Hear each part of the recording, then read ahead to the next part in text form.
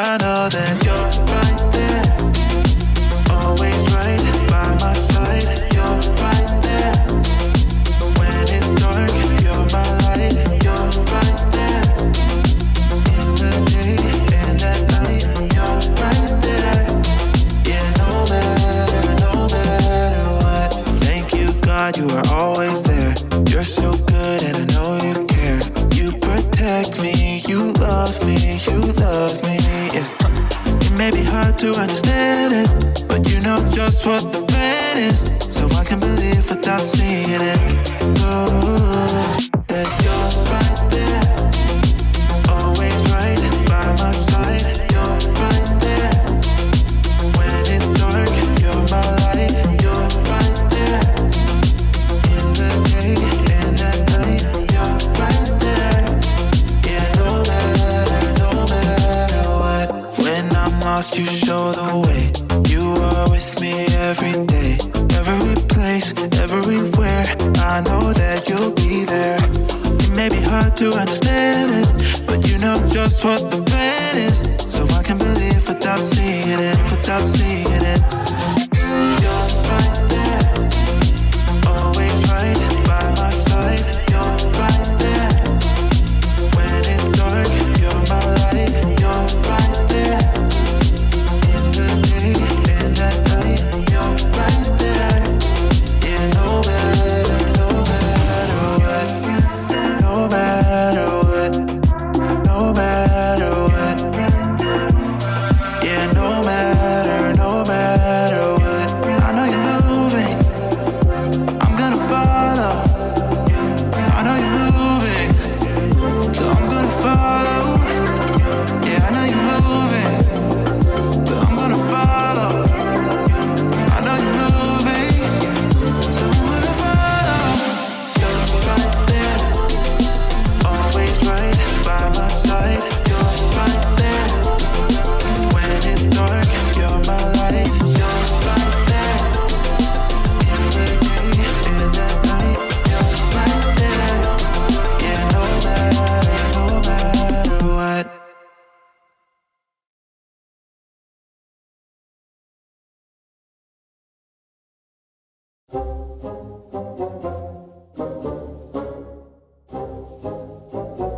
Welcome to Story Lab. This week, we're taking a look at the story of someone brave enough to protect two guys on the run. Hey, Skylar, where are you?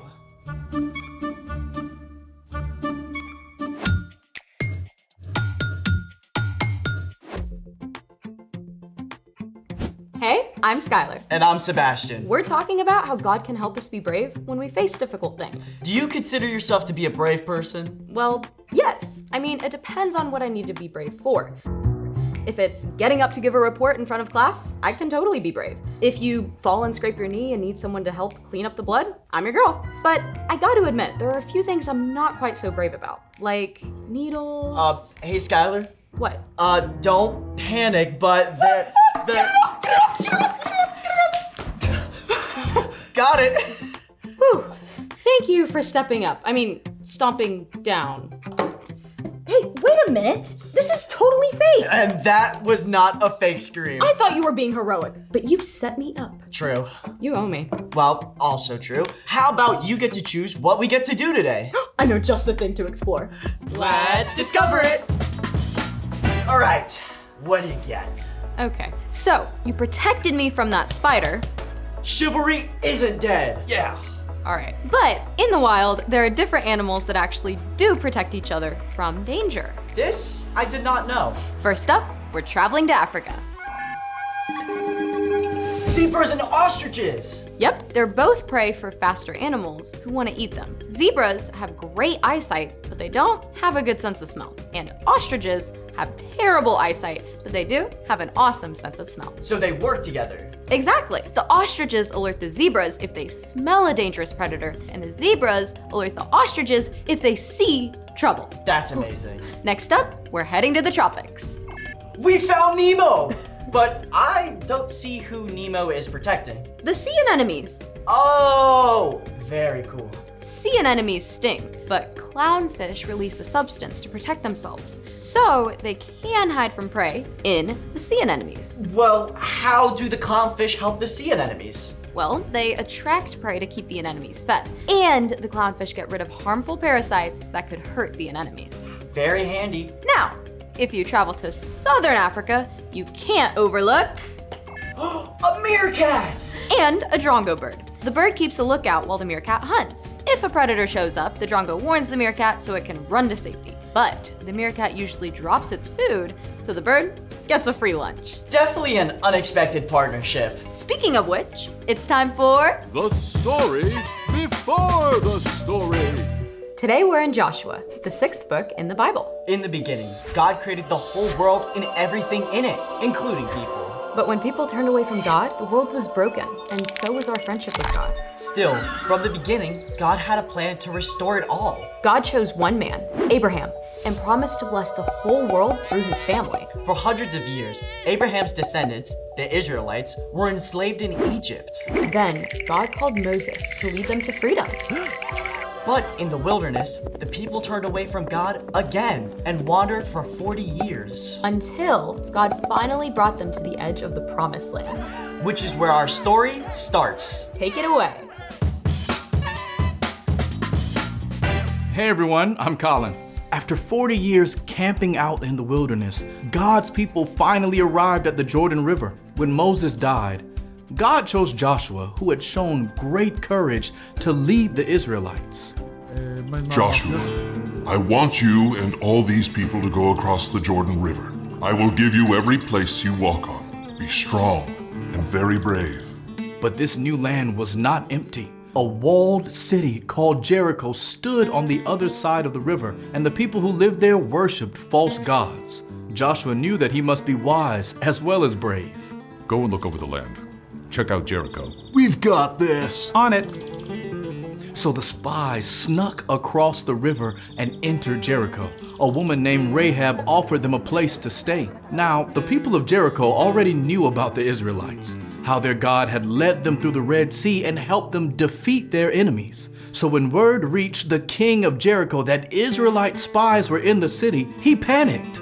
By order of the king, bring out those men who've come to your house. It's true that the men came here, but I didn't know who they were. They left at sunset. Rahab claimed the men were gone, but actually she had hidden them. See, Rahab's home was built into the city wall. Knowing the men were in danger, she had taken them up to the flat roof and piled flax to hide them. No one will find you here. Don't move until I return. Rahab even sent the king's messengers on a wild goose chase. I don't know which way they went. Go after them quickly. You might catch up with them. Now, did Rahab just tell a lie? Yup.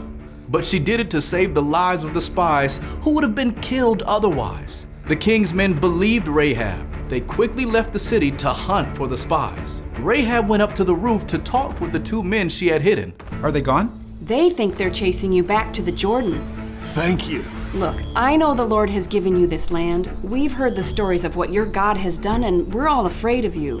The Lord your God rules heaven and earth. You're not an Israelite, but you speak truth. Just promise that you'll be kind to me and my family. Don't let us be killed. You're saving our lives, so we'll save yours when the Lord gives us this land. The city gates were shut for the night, so there was no way for the spies to get out of town, except through the wall itself.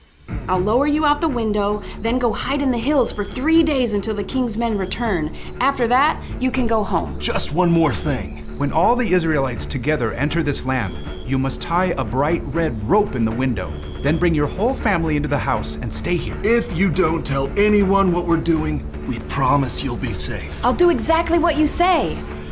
Rahab lowered the men on a rope and they escaped into the hills. At the end of 3 days, the king's men returned to Jericho and the spies made their way back across the Jordan. The Lord has given the whole land over to us. All the people are weak with fear because of us. You may have heard how the rest of the story goes. The Israelites crossed the Jordan River, and God gave Joshua instructions for the army to march around the city for 7 days in a row. On the 7th day, they marched around the city 7 times and then shouted out together, and the walls of Jericho crumbled down.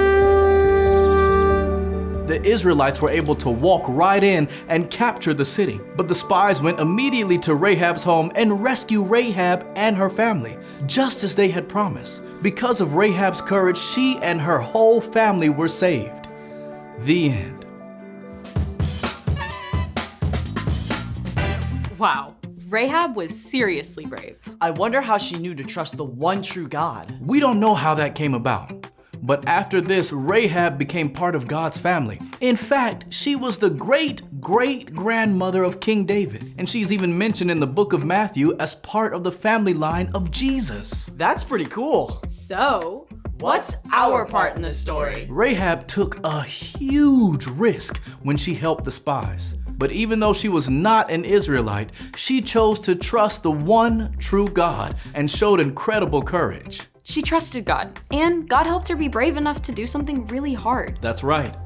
Courage often looks like standing up for someone else. Like if you're with a group of kids and they start making fun of someone, you could be brave and you could say something kind or nice about that person. Or choosing to welcome the new kid while everyone else hangs back. Sometimes showing courage means trying something new or different, like playing games with the residents at a retirement home. Or serving meals to people who don't have homes. When you need courage, ask God. God can help you be brave and show love to someone who needs your help. When you do that, others can see God at work in and through you. I think you've got it. See you next time. Bye. So here's the thing. God can give you courage to help someone in need. Someone at school. Or home. Or in your neighborhood. You just never know who might need you to be brave for them. Like?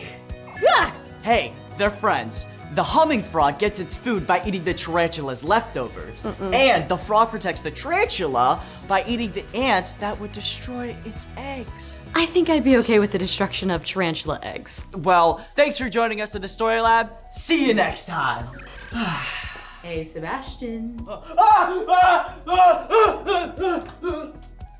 That was really funny. I know.